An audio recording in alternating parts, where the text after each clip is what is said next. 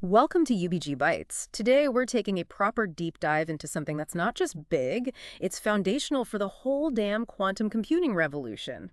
Qiskit. You've probably heard the name floating around, especially if you're tracking this space, but we're going to pull back the curtain on what it truly is, why it's such a massive deal, and what makes it tick. So, let's get into it. What is Qiskit, and why is it buzzing so loudly? Well, Qiskit is essentially a software development kit, an SDK built specifically for quantum information science. Think of it as the core toolkit, the foundational Lego set that lets researchers, educators, and even new developers actually build, run, and explore problems on quantum computers. Yeah. But what's genuinely fascinating here isn't just its function, but its sheer impact and how widely it's been adopted. No kidding. I mean, the numbers are pretty mind-blowing. IBM launched this beast back in 2017 as open source, right? And since then, it's racked up over 6 million installations. And get this, roughly 300,000 new installs every single month. Every month. It's huge. It's huge. And it's not just an IBM thing either. Over 500 people have contributed to its development, the vast majority not even affiliated with IBM, which is kind of amazing for open source. Yeah, that's a real testament to the community building around it. Totally. It's cited in over 2,000 scientific papers on arXiv. Hundreds of university courses use it. Hands down, it's the most widely adopted quantum computing software out there, and it just hit its 1.0 major release, which, tells you it's truly maturing. Exactly. This widespread adoption isn't just a vanity metric, it fundamentally underscores its importance.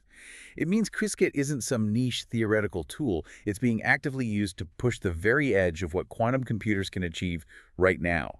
For example, it was instrumental in recent breakthroughs, like showing actual evidence of utility for quantum computers, even with error mitigation techniques. Right, even with the noise. Even with the noise. And we've seen it used in demonstrations on systems with up to 133 qubits. It's not just a toolkit, it's like a vehicle for discovery. Okay, so it's huge, it's used everywhere, it's driving real science. But building something this complex, especially in a field that's moving at light speed, that must have presented some unique design challenges. How did the Qiskit team approach those? What core principles guided their choices to make it so wildly adopted and, frankly, robust? Let's unpack that philosophy a bit. Yeah, that's a great question. If we really connect this to the bigger picture, Qiskit's design philosophy is all about navigating a rapidly evolving, often unpredictable field. They focus on several key aspects to make it powerful and flexible for today and, importantly, for tomorrow. First off, there's modularity and extensibility. Quantum computing is still super active research, right? Oh yeah, changing constantly. Exactly. So think of Qiskit not just as a Lego set, but as an ever-expanding Lego set. You can easily extend its libraries, add new circuit synthesis methods, or even integrate external research code through plugins. The true insight here is that in a field as nascent and rapidly evolving as quantum computing, software that isn't built to be profoundly adaptable is, frankly, doomed to obsolescence before it even leaves the lab. Qiskit's modularity isn't just a feature, it's like a strategic survival mechanism for quantum software itself. So it's designed to evolve with the science itself, constantly absorbing new ideas. That makes total sense. And I imagine that need for adaptability also implies a constant tension with performance, right? How do they balance that demand for raw speed with the need for rapid experimentation? That's a brilliant point, and it leads us directly to their crucial balance between performance and rapid prototyping. Speed is absolutely critical for large-scale quantum computing. You need to analyze and transform massive circuit volumes quickly. So performance-critical parts of Qiskit are written in Rust. That's about 6% of the code base, which is incredibly fast. Okay, Rust for the heavy lifting. Right. But the vast majority is in Python, which is much, much easier for the scientific community to pick up and prototype with. So you get the best of both worlds, blistering speed where you need it, and, a delightful ease of use everywhere else. That's a clever trade-off. Yeah, you don't want to sacrifice accessibility for raw speed if it means fewer people can actually use it to innovate. Spot on. Another balance they struck is between portability and hardware optimization. Imagine you write a quantum program, and you want it to run on different quantum hardware, be it superconducting qubits from one vendor or trapped ions from another. Qiskit allows this through universal circuit representations. But crucially, it also lets you optimize for specific hardware using what they call the target class. The target class, what does that actually describe? Yeah, it tells Qiskit about that particular hardware's instructions, its timings, its error rates, all the nitty-gritty details. It's retargetable, which is a killer feature for squeezing maximum performance out of diverse quantum platforms. So it's like a universal translator that also knows all the local dialects for maximum efficiency. That's actually pretty damn clever. Perfect analogy. Next, interoperability across abstraction levels is genuinely cool. You, the user, get to choose how deep you want to go. You can program at a high level, focusing purely on the problem without sweating the hardware specifics. Right, just the logic. Or you can dive right into the nitty-gritty of gate timings and physics.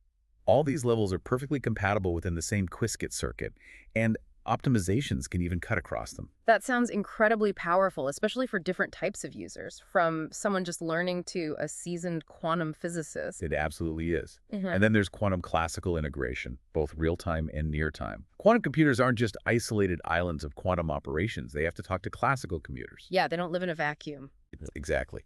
Qiskit supports real-time classical computations, like control flow based on mid-circuit measurements, what they call dynamic circuits. Mm. This is where the classical computer is making decisions during the quantum computation, based on results coming off the chip right then. Whoa, okay, hold on. Real-time decisions during the run. Yeah. And then there's near-time computation, which doesn't have such strict nanosecond timing, but still needs low latency for things like optimizing circuit parameters or error mitigation loops. The Qiskit runtime for IBM quantum computers is a prime example of this co-location of quantum and classical processors, making complex algorithms actually viable. So it's not just about the quantum bits doing their voodoo, but how seamlessly they interact with regular computers to solve bigger, more practical problems. That's where the rubber meets the road, I guess. You got it. And for actually getting results from all this, Qiskit offers two main primitives. The sampler, which returns measurement outcomes. Think of this as getting the raw coin flip results from your quantum program, showing you the probabilities of different bit string outcomes. Okay, the raw probabilities. And the estimator, which gives you expectation values. This is more like getting a single, statistically robust number representing a physical property, like the energy of a molecule, directly from your quantum state. They provide a consistent interface, even if the underlying implementation details vary. This consistency is vital because it standardizes how developers interact with quantum hardware. Right, abstracting away the back-end differences. Exactly. It's like having a universal API for quantum results, which is key for portability and scalability. That's a huge simplification for developers then, for sure. Absolutely. They've also identified common workflows, calling them Qiskit patterns. A common one is a four-step process. Mapping a classical problem to quantum circuits. Transpiling, which is transforming for hardware. The optimization step. Yeah, the optimization step. Then executing with these primitives, and finally post-processing the results. And these can be iterated, for example, generating new circuits based on previous results in a loop, like for VQE algorithms. I can imagine those patterns really streamline development and help people avoid reinventing the wheel. Massively.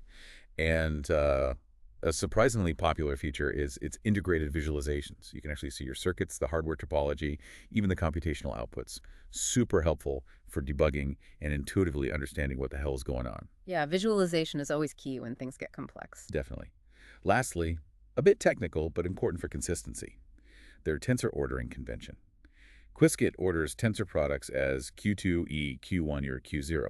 For example, a poly ZX would mean Z on qubit 1 and X on qubit 0, written as Z1, X0.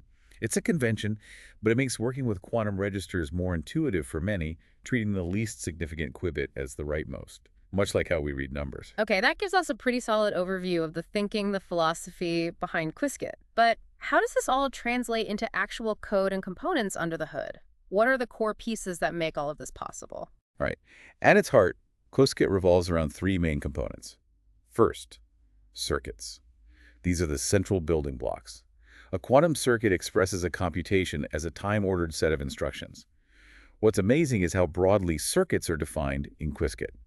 They can include everything from basic qubit resets and simple gates to high-level mathematical operators like Fourier transforms, or even that real-time classical control flow we just discussed. The dynamic stuff. The dynamic stuff, yeah. This flexibility allows for an incredible range of quantum algorithms and physical implementations to be studied. They also use lightweight data structures like directed acyclic graphs, DAGs, to keep things scalable and efficient, even for really complex programs. So a circuit isn't just a simple static sequence of gates. It's the super flexible concept that can represent all sorts of quantum operations, classical logic, and even dynamic decisions intertwined. That's quite a feat. Exactly. It's a very rich and adaptable data structure. Then we have the pass manager. This is essentially Qiskit's optimizing compiler for quantum programs. It contains a collection of passes that transform and optimize your quantum circuits. Like compiler passes in classical computing. Very much like that. Think of it like a meticulous chef taking your raw ingredients, your initial circuit, and transforming them into a perfectly prepared meal, an optimized circuit that runs smoothly and efficiently on your specific hardware. It's a circuit-to-circuit rewriting tool that cleans up and optimizes your quantum code. It's designed to be highly flexible, allowing users to inspect, characterize, and modify these optimized circuits. You can think of it like LLVM in classical programming, orchestrating a pipeline of transformations. It's critical for getting from an abstract idea to something that actually runs efficiently on specific hardware, especially when fighting noise. And finally, the primitives we touched on earlier, right? The sampler and the estimator. Precisely. As we mentioned, these are the tools that actually run your circuits and get results back. The sampler gives you raw measurement outcomes, while the estimator provides expectation values, those post-processed aggregate results. These primitives are what tie your theoretical quantum circuit directly to the actual quantum hardware or simulator. They're designed to be integrated into a runtime environment that can rapidly generate and evaluate thousands of circuits, making complex, iterative quantum classical workflows actually practical. Okay, this all sounds great in theory and technically sophisticated, but where it gets really interesting is seeing it in action. How does Qiskit actually help solve a problem? Give us a concrete example. Okay, let's dive into an example the researchers themselves highlight. They use the Qiskit-Ising model, a problem from condensed matter physics. It demonstrates Qiskit's capabilities in simulating this on a real quantum computer, specifically IBM's Impinguino 1, a pretty powerful machine with 127 qubits. 127 quips. Okay, that's substantial. Yeah. For scalability, they show simulating a 23-qubit subgraph on Impinguino 1's heavy hex architecture, which, for those not deep in the weeds, is a specific, highly optimized layout of qubits designed for efficient entanglement, like a carefully planned road network for quantum information. Qiskit handles these larger circuits efficiently due to its memory-efficient circuit representation and the use of Rust for transpilation speed. Plus, if you need to run many similar circuits with different parameters, Qiskit's parameter binding framework optimizes this, allowing the lower-level hardware to process circuit templates efficiently. Right, you define the template once. Exactly. You define the problem, the observables you want to measure, like average magnetization. Use the pass manager to optimize for the hardware. And they even add things like dynamical decoupling, which uses precisely timed pulses to essentially hit the quantum system in just the right way to cancel out noise. Wow, fighting noise at the pulse level through software. Yeah. Then use the estimator primitive to get your results. So it's not just about building one circuit, but efficiently running many variations of a circuit on these big, noisy machines. That's a huge distinction. It absolutely is. And this brings us to retargetable transpilation, which is a fantastic demonstration of Qiskit's flexibility. Imagine your quantum computer gets a new, more efficient gate, let's say a partial ZX rotation, which they achieved by applying cross-resonance interaction for a shorter duration. Okay, a new hardware capability. Right. Instead of rewriting your whole program, you simply update Qiskit's target class with this new gate's properties, its definition, its shorter duration, and crucially, its lower error rate. Qiskit's transpiler then automatically uses this new, better gate where possible, reducing the circuit's total duration and boosting output fidelity. This is absolutely crucial for getting better results on real noisy hardware, significantly improving complex simulations. That's pretty wild. It means the software can adapt to improvements in the actual hardware on the fly and optimize for them. Like, whoa. It really does. And then there's dynamic circuit adaptation. This is where things get truly bonkers. What if you want to simulate a different kind of lattice, like a honeycomb one, which doesn't perfectly map to the hardware's connectivity? Yeah, the qubit layout doesn't match the problem. Exactly. Normally you'd use a ton of swap gates, which are costly in terms of circuit depth and introducing errors. But Qiskit lets you mix quantum and real-time classical computation within the circuit. This involves mid-circuit measurements, classical control flow like Eiffel statements, for-while loops, and ancilla qubit resets. They show how you can implement ZZ rotations using an ancilla qubit. Compute parity into the ancilla with CX gates, apply a Z rotation to the ancilla, measure it, and then apply a conditional poly-Z correction to your data qubits based on the measurement outcome. Okay, let me process that. You measure an ancilla mid-circuit, and based on that result, you decide whether or not to apply another gate later in the same circuit execution. Yes, that's precisely it. So if I'm understanding this correctly, Qiskit is letting you adapt quantum computations based on real-time feedback. You're telling me it can literally make decisions during the quantum computation based on what it just measured. Correct. That opens up entirely new avenues for algorithms, doesn't it? What are the most profound implications of that capability? It does, profoundly. Think about it. Imagine trying to navigate a maze where the walls literally shift based on your last step. Dynamic circuits give quantum programs that level of real-time adaptability. It makes complex computational paths possible that were previously unimaginable, or at least incredibly inefficient. And it's not just about enabling new computation, it's about making it more robust. They detail how they suppress errors in these dynamic circuits, like using dynamical decoupling during long measurement periods, because measurements take time and qubits decohere. Ah, so protecting the other qubits while one is being measured. Right. Or transforming a series of if statements into a single switch case statement. Why? Because on current hardware, sequential if checks introduce long delays and correlated errors, whereas a switch statement is evaluated once, leading to constant duration regardless of the branch taken.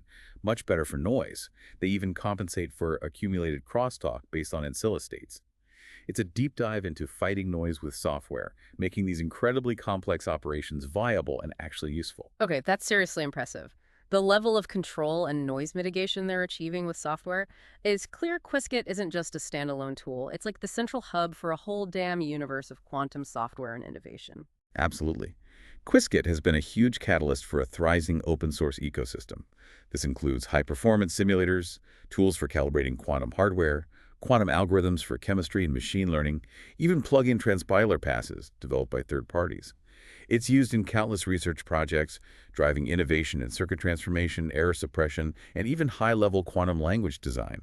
Its flexible model is being used to represent computations on different types of quantum bits, like qubits and bosonic modes, measurement-based quantum computation, and even to model incoherent noise. It also targets a variety of quantum computing platforms beyond just IBMs, including superconducting, trapped ion, and cold atom systems from different groups. And I see mentions of OpenQASM. What's that connection? Is that like the lingua franca for quantum? It is indeed. OpenQASM is like the lingua franca, the common assembly language for quantum computing. Qiskit supports it natively, both reading and writing it. And its wide adoption means Qiskit can connect to an even broader ecosystem of quantum software and tools, allowing for interoperability between different frameworks. It's about building a standard that everyone can speak. Okay, makes sense. So what does this all mean for you, our listener? We've covered a hell of a lot of ground here, from Qiskit's origins and its unique philosophy to its internal workings and how it's used to tackle genuinely hard problems and combat quantum noise. It's crystal clear that software like Qiskit is absolutely crucial for the rapid progress we're seeing in quantum computing right now. Indeed. We're at this really interesting point, maybe the cusp, of quantum computers potentially surpassing classical ones for useful tasks. Utility, they call it.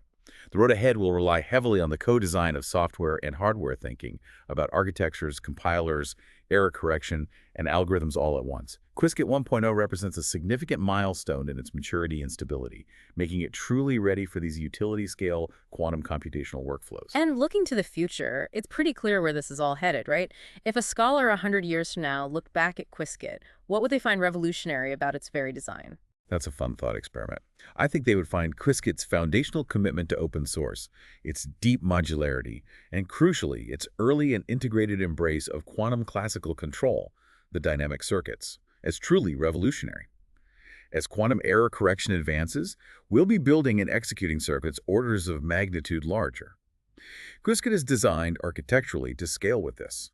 It needs to continually improve its performance, sure, but its ability to represent those complex hierarchical circuits needed for truly fault-tolerant quantum computing is built in. Its early focus on dynamic circuits will likely look incredibly prescient. It's truly a journey where software evolution is just as critical as hardware breakthroughs, and Qiskit laid so much of that essential groundwork. That's wild to think about. It sounds like Qiskit is not just enabling quantum computing, it's actively building the very language and tools that will define its future. It's shaping how we interact with and maybe even how we think about computation itself. Precisely.